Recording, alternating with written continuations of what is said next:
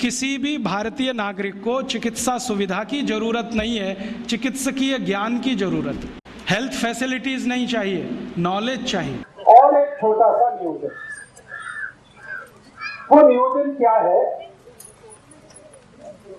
नियोजन एक ही है कि हमें अच्छी सुदीर्घ जीवन वाली, तेजस्वी जीवन वाली संतान चाहिए। स्त्री हो या पुरुष, मूली हो या मूला, संतान तेजस्वी तपस्वी चाहिए। तो एक नियोजन जरूर ध्यान रखना है कि हमारे जो पति और पत्नी हैं वो आपस में जब संसर्ग करें तो पत्नी का मासिक चक्र पूरा होने के बाद, पत्नी का मासिक चक्र पूरा होने के बाद या पत्नी का मासिक चक्र शुरू होने वाले दिन से 10 दिन छोड़कर, पत्नी का मासिक चक्र शुरू होने वाले दिन से 10 दिन बाद और 17 दिन के पहले या 18 दिन के पहले, बीच का ये 7-8 दिन का जो समय है, इसी समय में एक दूसरे के साथ संसर्ग करें तो सबसे ज्यादा तेजस्वी और तपस्वी संतान होगी।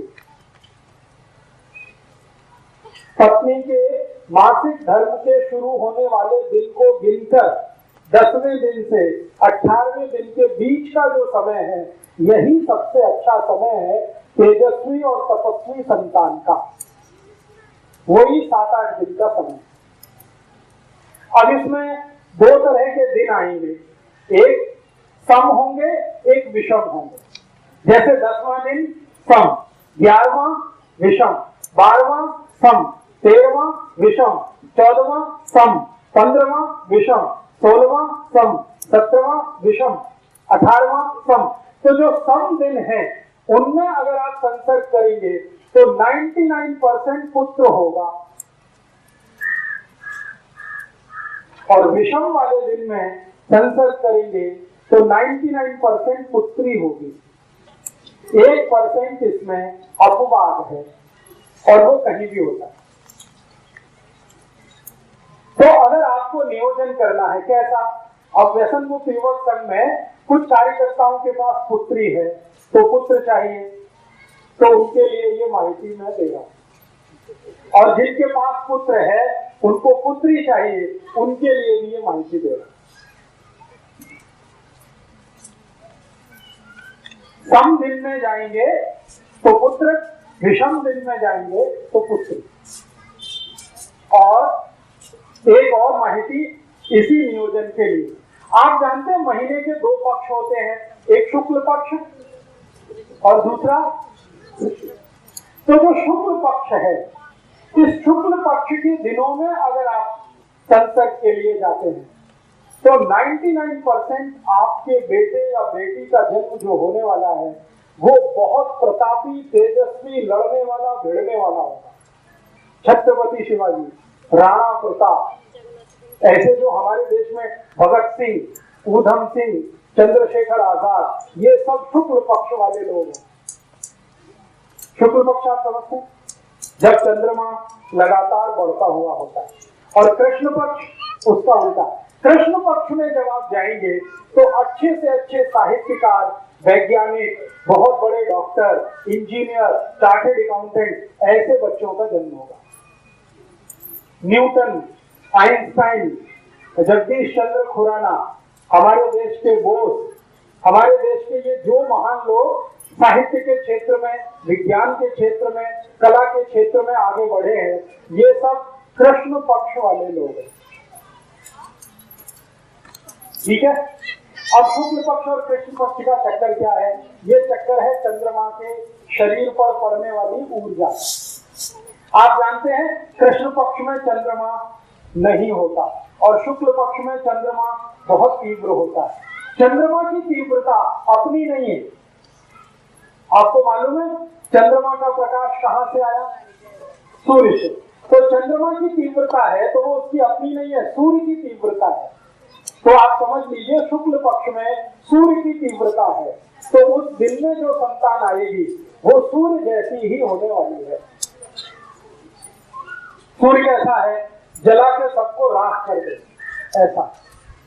तो राणा प्रताप, छत्रपति शिवाजी, संभाजी महाराज, ये सब ऐसे ही लोग हैं जो शुक्ल पक्ष वाले, और आपको चंद्र पक्ष में, चंद्र पक्ष माने सूर्य का प्रकाश नहीं है, चंद्रमा का प्रकाश है, तो उस समय के नियोजन में जो संतान होगी वो दिमाग वाली होगी, शरीर वाली नहीं, जिसका ब्रेन बहुत चलेगा, इंटेलिजेंसी उसकी कंप्यूटर से जैसी उससे भी ज्यादा तेज होगी।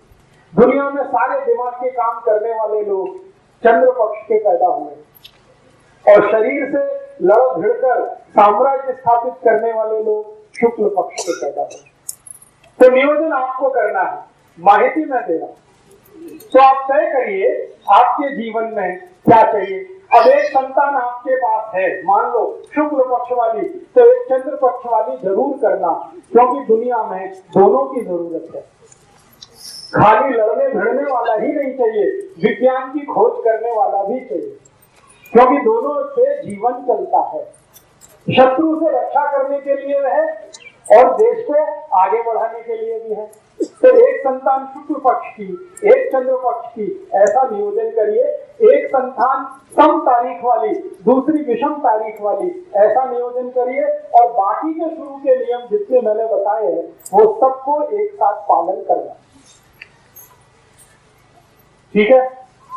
इसके आगे और भी बहुत सारे नियम हैं, लेकिन वो इतने बारीक हैं कि मैं बताऊंगा आपके दिमाग में जाएंगे नहीं।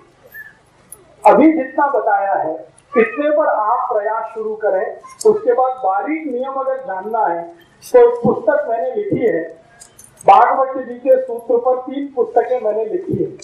स्वदेशी चिकित्सा भागवत अष्टांग हृदय के आधार पर भाग 1, 2, 3 बारीक बातें हैं, उनसे पढ़ सकते हैं। मोटी जितनी बात है वो मैंने आपको बताई। तो ठीक है, मैंने कुछ माहिती दी है, आपके समझ में आई है कुछ, तो बहुत अच्छा। अगर आप ये समझ पाएंगे तो बहुत अच्छा है। एक बात को मैं फिर रिपीट करता हूं, इसको हमेशा याद रखिएगा कि आपकी संतान अच्छी हो, तेजस्वी हो, तपस्वी हो, तो खान पान में जितने नियम बताए हैं एक बराबर याद रखना। लोनी और खड़ी शक्कर ये रोज खाना। लोनी आप समझते ही हैं, खड़ी शक्कर आपको मानती है। लोनी और खड़ी शक्कर रोज खाना, दोनों को खाना, पति को भी पत्नी को भी। जी दोस्तों, सबसे पहले तो चैनल सब्सक्राइब करें, फिर लाइक, कमेंट और शेयर करें, और हाँ, हमारा एंड्रॉयड ऐप डाउनलोड करना ना भूलें।